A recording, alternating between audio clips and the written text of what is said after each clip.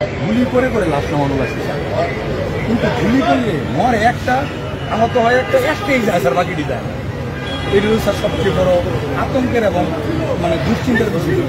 বৈষম্য বিরোধী ছাত্র আন্দোলনে পুলিশ কিভাবে ছাত্র জনতার ওপর গুলি চালিয়েছে তারই একটি গোপন ভিডিও ইতিমধ্যে সামাজিক যোগাযোগ মাধ্যমে প্রকাশ হয়েছে,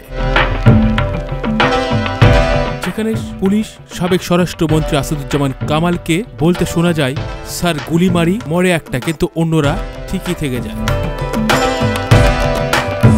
আমরা দেখাবো সেই ভিডিওটি কতটা নির্মমভাবে ছাত্রদেরকে মেরেছে পুলিশ, তারই একটি চিত্র আপনাদের এখন দেখাবো।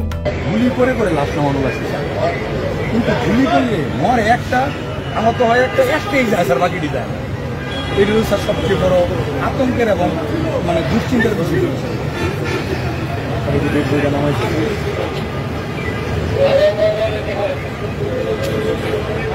মোটা মোটা সিরিয়াস না, কোমরে বেল্ট ছিল আর নিচে প্যান্ট ছিল, পুলিশ মোটর সাইকেলটা দেখে ব্যাগে কাপড় রয়েছে, এটুকু দিয়ে একটুকুর কারণে স্যার মারছে।